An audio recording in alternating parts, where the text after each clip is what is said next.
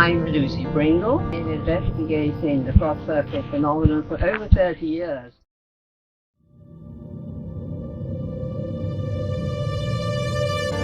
My main interest is the medical research. At the moment, I'm investigating, with the help of somebody, a doctor from the Devon and Exeter Hospital, I'm investigating the temporary relief of Parkinson's. And this, to me, is a very, very important and worthwhile approach to the subject. It all came about really very gradually. I had a curious experience in 1990 when I was in a crop circle, and I had been flying the day before after a game of tennis in which I hurt my arm quite badly. And I wasn't certain that I'd even be able to fly or drive down to the airfield, etc. Well, I did. And when I was up in the air, you know, it's just so wonderful. You're seeing everything from a different vantage, and it's unbelievably fantastic. And I was fine. But driving home, I realized I was in quite a lot of trouble with my shoulder. So we went into this circle, and I knew it was owned by a friend of mine, so therefore I would have permission to go in, because it's always important to have permission. And when I went in, I sat down in what I felt was the highest energy part of the circle. And as I was sitting there, I suddenly realized that energy was passing through my shoulders, a tingling. And so I wondered what's happening. And I thought, well, I lifted up my arm and it was cured. And then another friend of mine who was there, she had a very nasty condition called ischemic scleroderma. And her condition was such that she couldn't lie flat at night. She had to be propped up. And so I told Maggie, I said, come and sit here, Maggie. This is a very good spot. And she did. And she said, oh, this is wonderful. I'd love to stay here forever. So I went off to do some measuring and some dowsing. And when I came back, there was Maggie, flat out. And it didn't occur to me to start with. And she said, oh, Lucy, look, I'm absolutely flat on the ground. I said, oh, my goodness, Maggie, you haven't been able to do that for years. And she said, no, she hadn't. Anyhow, that lasted. The strange thing was that when she lay flat at night, she was so accustomed to being propped up that it didn't feel all that comfortable lying flat. But she was able to. However, it just regressed, and but she had really a recession for several months. Well, I got more and more reports. I've now got the largest database in the world. I've got over 800 reports of all the things that have happened to people when they go into the circle, or even in the vicinity of circles, or even when listening to lectures, because we are electrical people and we live in an electrical world. And when you're seeing these figures and formations on the screen, they're giving out their energy. And this is what people don't realize. There've been quite a lot of people who find it they can't cope with it, and they've had to get up during a lecture and leave. And so I've had many really strange posts. In fact, one where somebody was in a wheelchair, and after the lecture, she came and chatted to me without her wheelchair. And that regressed again, but she had this period of being quite normal, walking absolutely normally instead of in a wheelchair. I mean, it's quite extraordinary, the effects I've had. And so it was gathering these reports, and I went up to the Royal School of Medicine to categorize them. And I've got the categories that this was the first one, oral, which takes in taste. And there's a very strange metallic taste that you often in a circle, not very pleasant. Tooth pain and unusual thirst. Cranial headaches. really severe headaches. I've had severe headaches, and I've had that metallic taste. Ocular, visual changes, and hallucination.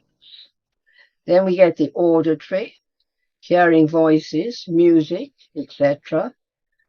Gut, which is nausea, diarrhea, sudden hunger, etc. Systemic, which is dizziness, weak knees, leg pain. And then mental, this is a big category where people find their thought processes are affected and they suffer from short-term memory loss, feelings of panic, and even one of terror. Then there's been, on the other side of the coin, there's peace, love, light, and disorientation, and also the feeling of a presence in the circle with you. So it may sound very bad, all these other ones, but in fact, I always say to people, if you don't feel well, come out right away. And so getting all these reports, and then another thing happened, a great friend of mine, she had Parkinson's and she was absolutely dying to go into a circle. And I said, well, taking into consideration all the negative effects, I really don't think you should go in. Anyhow, she pestered me. So I said, well, listen, next year I'll try and find one which is almost as 100% beneficial as possible. And one turned up at a place called Alton Pras in Wiltshire. And so I went in. I drove all the way down from Petersfield in Hampshire. And I went in every single day for a week. And I felt fine. And I stood at the edge of the field with my questionnaires. And everybody who came out, they felt 100% fine. And they've kindly filled in questionnaires for me. So I went back to Mary and I said, look, I think this might be the one for you, but it's entirely your own responsibility. And so she went in and she sat in the centre, and this is where we get time loss. She sat in the centre, she said for 20 minutes. Well, I sat in the centre and I thought it was 20 minutes, when in fact it's been an hour and a half. I really don't know how long she said. But anyhow, she stopped shaking completely, not just for a few minutes, a few hours, but for 24 hours. Now, when you're shaking so many times per second, it just doesn't happen when you have Parkinson's.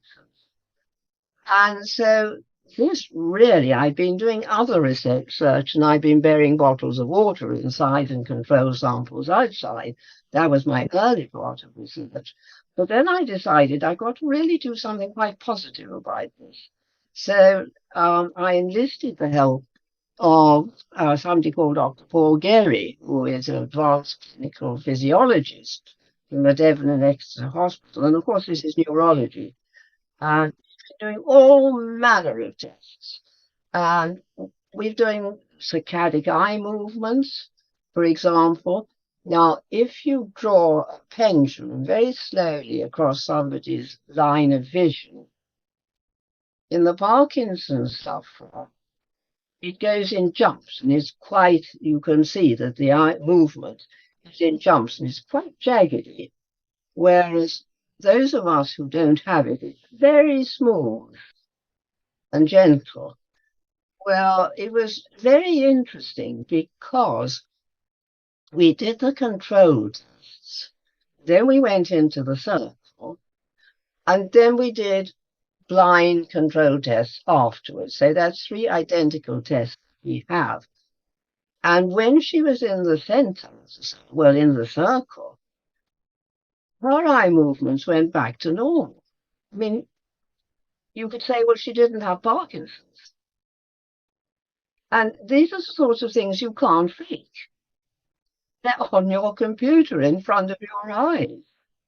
And all sorts of other things, glabellarite and glabellar tests, tapping in your third eye there. We can stop ourselves blinking when we do that. When a Parkinson's sufferer, they can't. They blink, blink, blink, blink. And so many other. We've attached electrodes, we've done tremor tests. I can't tell you how many different types of tests we've done. But there was one very interesting day we did, which was something I'd always wanted to do, but it had never just managed to happen. And there was one that had appeared just the morning when we were going to do our tests. And I thought, brilliant, that's really fresh. And so we can go in there. So we went into this one, and I had a Russian physicist from St. Petersburg, Konstantin Kurokov, a very famous scientist. I've had people from all over the world joining me on these. And we did our test. And when we looked at the results afterwards, there was no change whatsoever. So I thought, well, now what's happening? This is very strange. And I was told that had been man-made. So that was quite unknowingly, that was my blind test, which was absolutely brilliant. So there's no change. In a man-made one, there's no change.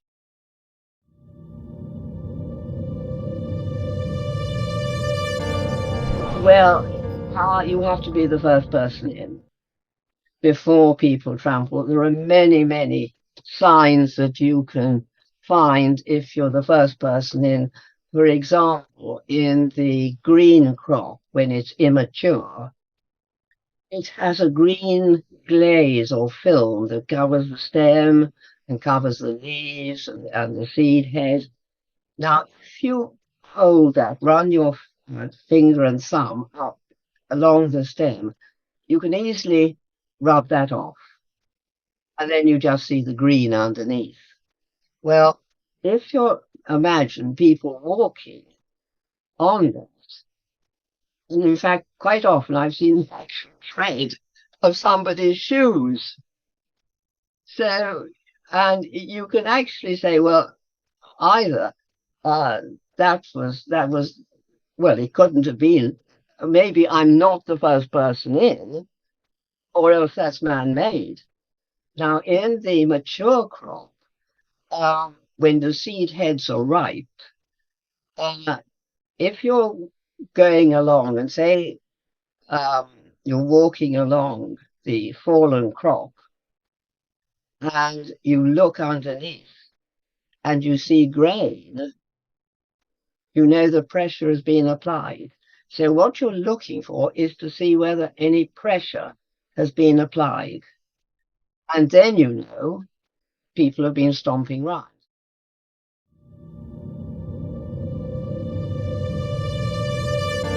That's right, because it's as though it's rather like, when you put a baked potato in the microwave oven, it cooks from the inside. So what seems to be happening is that there's some heat or microwave heat going up the interior of the stem, which softens the stem at the base and just allows it to fall quite gently.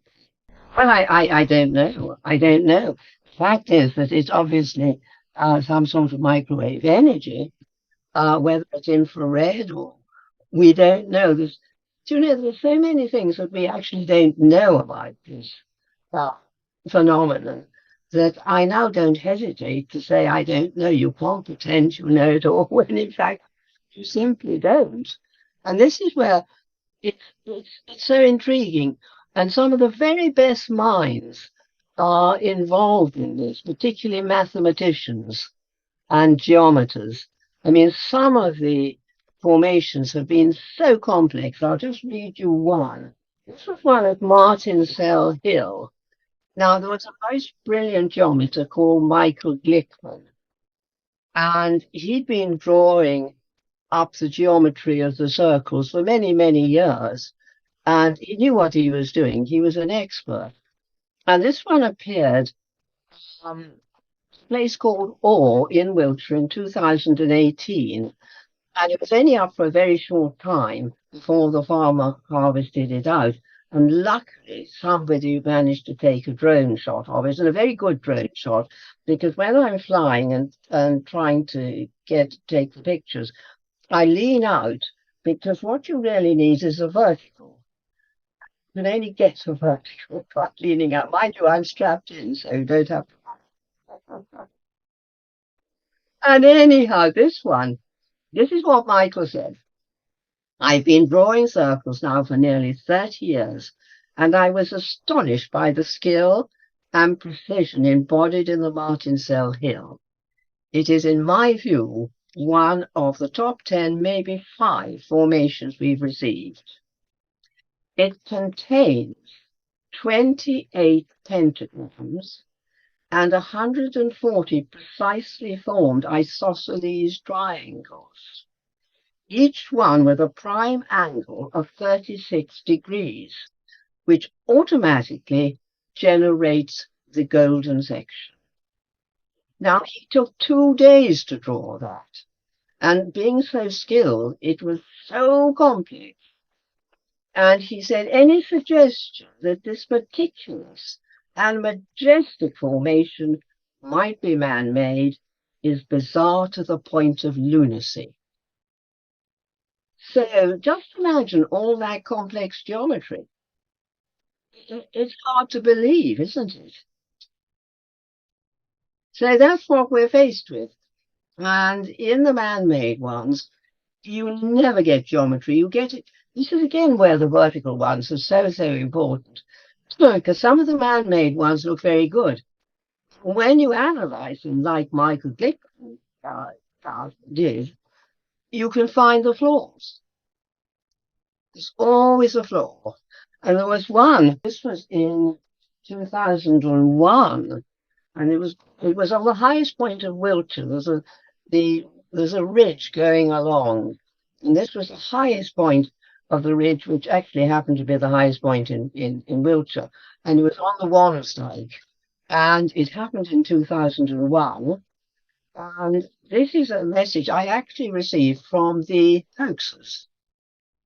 And I included it in one of my books because I thought, well, that's great. They're being honest. Yippee. And this is what they said. Here's something to ponder. If this formation was man-made, allowing for the time to get into and out of the field under cover of darkness, the construction time left would be around 4 hours. Given that there are over 400 circles, some of which span approximately 70 foot in diameter, that would mean that one of those circles would need to be created every 30 seconds. And that's not even allowed any time for the surveying, purely flattening. This formation pushes the envelope, and that's a massive understatement. My brain hurts. Well, in fact, there were 409 circles, and very, very strange things happened in there, particularly electrical failures. People would go in with a fully charged camera recorder, be dead immediately. All sorts of equipment failures.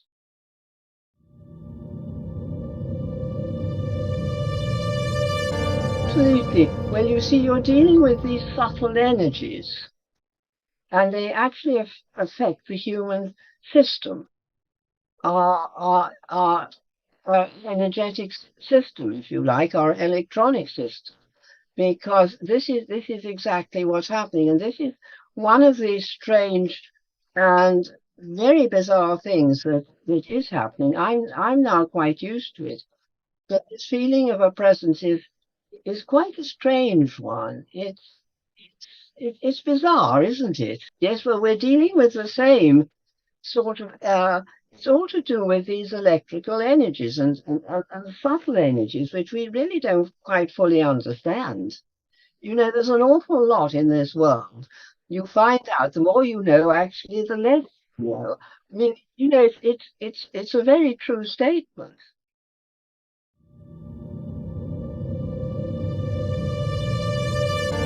And I found myself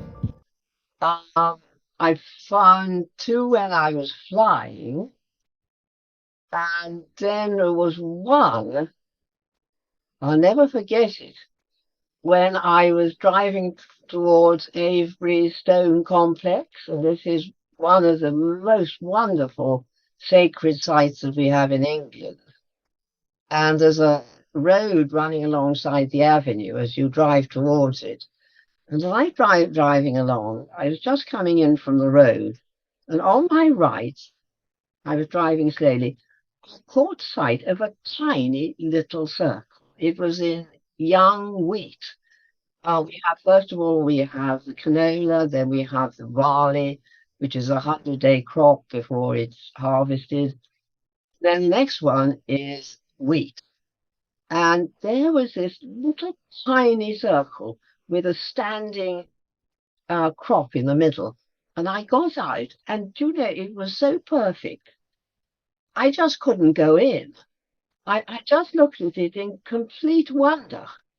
There were no marks on any of the stalks or on the leaves or anything.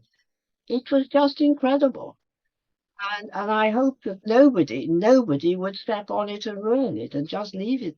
It was absolutely lovely. None of the stalks were damaged, and this is where you can see from quite a long way. That was immature, so there would have been a glaze on it. You know, grey film. Perfect.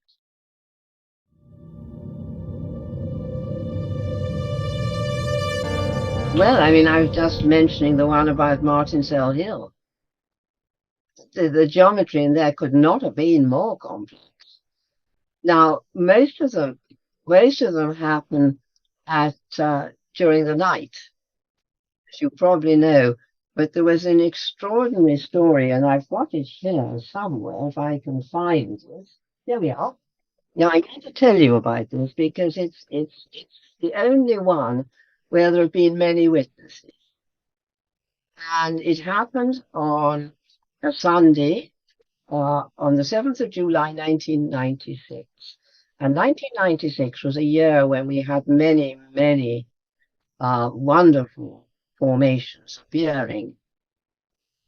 And I've been giving a talk at a college in Hampshire. On the way back, apparently, somebody had been at the talk, and she said to the taxi driver, she said, I've just been to the most fantastic talk on crop circles. She said, I saw one appear. And this got back to me, Trevor, and I thought, goodness me, this is amazing. In fact, she was the taxi driver herself. This was a great story. Anyhow, I managed to find her, and uh, I said, oh, you please tell me where this circle is, because I think that was in about 2002. I said, so far as I know, one hasn't appeared Stonehenge this year. I said there have been ones in 96, 97, and 2001, not this year. And I said I've made inquiries and all the rest. And she said, oh, no. No, she said, I know exactly what date it was. It was in 1996. And she said, I know it was on a Sunday. Because she said, I was driving down to the West Country because my son, who was in the army, he was on leave. And she said, I know it was a Sunday because all the traffic was coming back and it was jammed up and all the rest getting past Stonehenge. She said she had almost a clear run. And when she was at the top of the hill coming down towards Stonehenge, she saw a very, very strange cloud hovering above the field across the road from Stonehenge, but opposite Stonehenge. And she thought, well, that's a bit strange. It was an isolated cloud, behaving strangely. So when she got down towards the bottom of the hill, she saw a whole lot of cars pulled up on the verge of the road. And one came out, so she popped in right away, went up to the fence, and then she said she simply could not believe her eyes. The crop was going down in front of her eyes. she said she couldn't see the shape because she was on the same level. But she said, you know, you couldn't believe it unless you were actually witnessing it. And she said it was just amazing. She was an Irish woman. She said it was like little leprechauns were in the field. She said it was just extraordinary. Now, there were so many other people, and it was actually, it was later than 2002 that I heard about it. It was about 10 years later. And so I said to myself, why hasn't this been come out before? Why am I the first person to know about it? I said, all those people there watching what was happening. And then it occurred to me that, you know, you're all together there and you're seeing the same thing. But when you leave, you're all going to different directions. And you're not going to go into a pub and say, I've just seen a crop circle appearing. I mean, you'd be laughed at.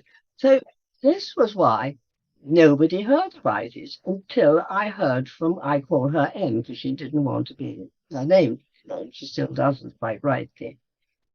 And so this was, but there was verification of it, which was very strange, because on the day that it happened, a pilot was flying a medical doctor over Stonehenge. Well, you can't actually fly over Stonehenge because it's a military area and you're not allowed to. So you have to fly beside Stonehenge. And so they had to fly over the field.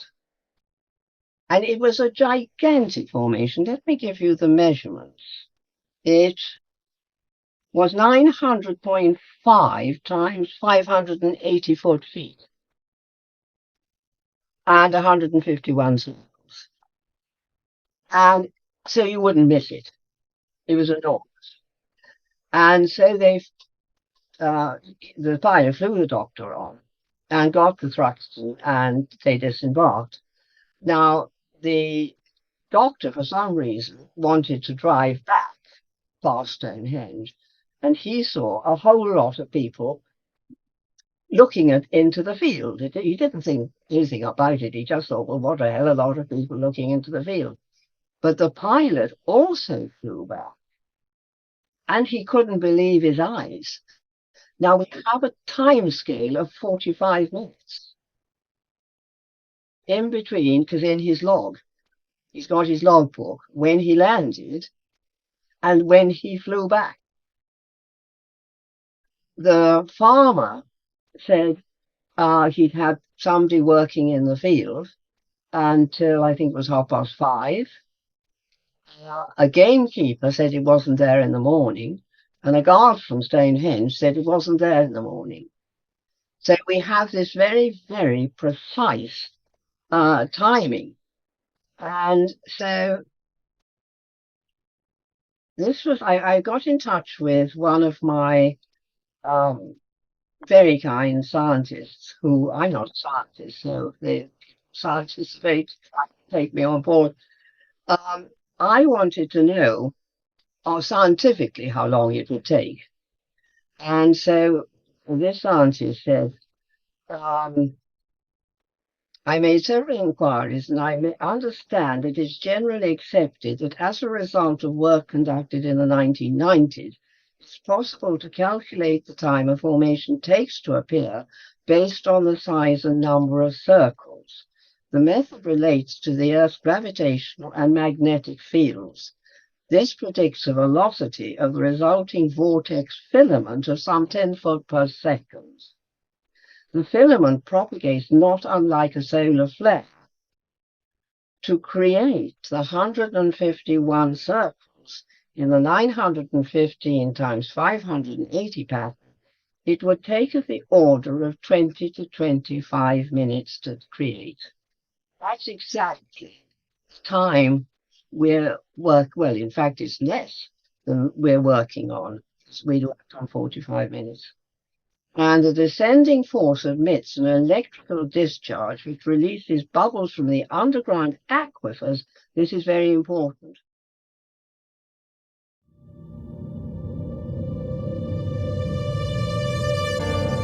all genuine circles on underground aquifers, which is underground springs. And you get that in chalk. And these, which rise up, the bubbles rise up through the surface of the ground in the patterns of form. This is, it's as above, so below, so to speak. You get this force coming down, and you get the bubbles rising up from underneath due to this impact. And they say there's less pressure outside than inside, therefore there's a sort of sucking down motion from inside, which bends or sucks down the crop at the base. And then this strange mist, you see, Em was saying that what seemed so strange was as the crop was expanding on the ground, so this mist seemed to be behaving in exactly the same way, circling around and expanding. And the mist would appear to be as a result of cold water vapor rising from the aquifer underneath the underground spring, and behaves in a manner similar to what happens in the lab when electrical discharges are created through water and different patterns emerge on the surface. Mist forms a little distance from the triggering point, which would support what occurred in this case. M could see the circle growing. As for the height of the cloud, it would be no higher than the radius of the formation created, and the mist cloud would grow as the formation grew. So I challenged this scientist. I said, yes, I absolutely go along with all the scientific evidence you've given, but I said there's more to it than that. There's some consciousness behind this for the design. And he wrote back saying, however, the more complex patterns have additional information in additional information contained in the sphere, and what or who presses the button to make these is not within our present knowledge or understanding. So here we are dealing with something which, to all intents and purposes, are made naturally, but with an intelligence behind it, if you can grasp that. I find it very easy because I've been working with this phenomenon for so long that there's a consciousness and an intelligence behind this phenomenon. And in fact, just to demonstrate that, when some of the hoaxers have been working in the field, they felt that there was a presence. And then they'd get all sorts of orbs circling around them and following. And they'd be so frightened, they'd actually leave. So there's abundant evidence that we're dealing with a consciousness, an external intelligence and consciousness. And this is where we're dealing with something. People say, oh, haven't you found the explanation to this? Haven't you found the explanation? Well, just like us researching this phenomenon, I think we've got to say it's ineffable. And ineffable means it's past beyond our understanding. And how are we ever going to find an explanation to something which is beyond our understanding? So this is where I'm very keen on my research, because this is something where I've got evidence of something happening in the fields. And again, I can't tell you what is happening, except there's evidence that there's a physical change, a neurological change. But what it is inside the circle, I can't tell you. Otherwise, we'd have a cure for Parkinson's. And this would be wonderful beyond belief, Trevor. I mean, it is a phenomenon which is, well, it's I think actually possibly one of the most important things that has happened in the way of increasing our learning in so many different fields. not just technically, but in medicine, in so many different areas. We're now using our brains in different ways to try and understand what's going on, which I'm sure you are in your quest. And I've had also stories of people actually thinking about a formation. We've had this on many, many occasions when people have meditated in a group and they've sat down and they've drawn a shape beforehand. They've agreed upon a shape and they meditate on that shape and they ask the consciousness, whatever, if this could appear. And we've had many, many instances within days. In fact, there was one where I can't tell you exactly, but there were a certain number of people, certain number of females, certain number of males, and the mathematical content of that absolutely fitted in with the total number, and also separately the number of males and the number of females. It was beyond consciousness. Doesn't come from the brain. It only is transceived by the brain. The consciousness acts as a conduit, if you like, that comes into our consciousness,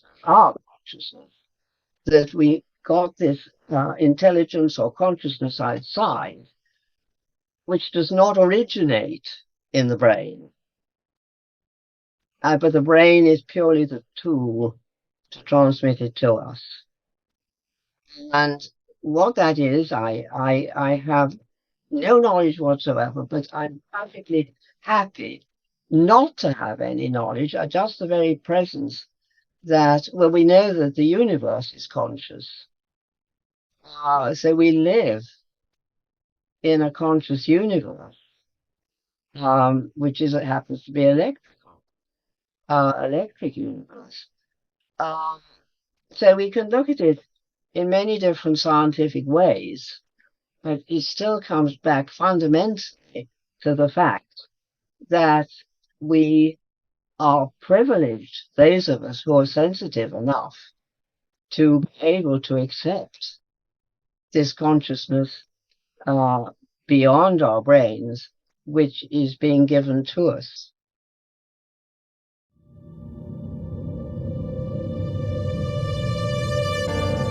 And I feel very strongly to make use of it in the very best way. And it's rather similar to going to Stonehenge or going to Avebury, where there's these wonderful, wonderful, great big megaliths. And many of them are exhausted, that they've lost their energy, they're exhausted.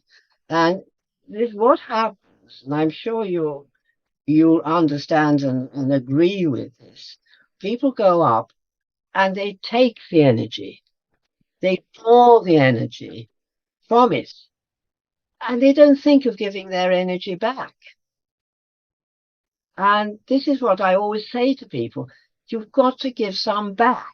You're going to drain something. If you can drain human beings by taking their energy, you've got to give back. And I feel very strongly about this.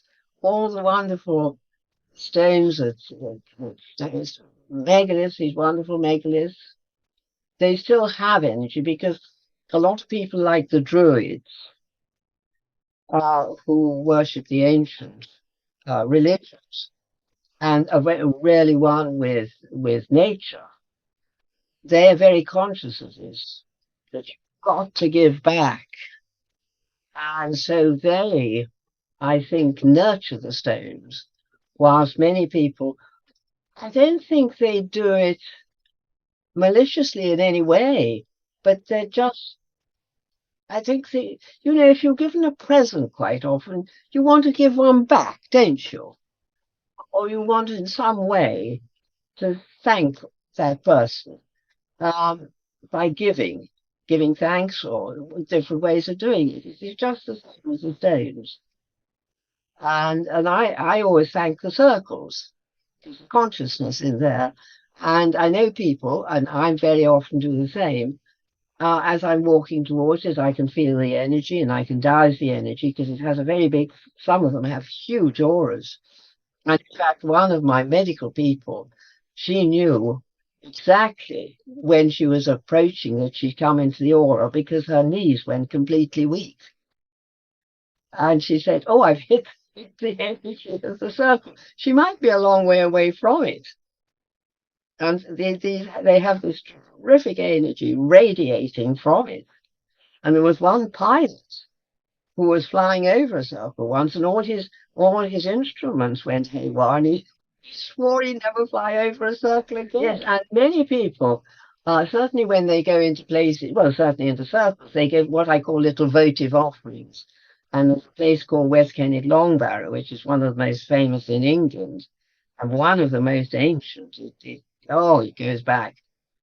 It's older than Avebury. It's older than, well, yeah, Avebury is older than Stonehenge.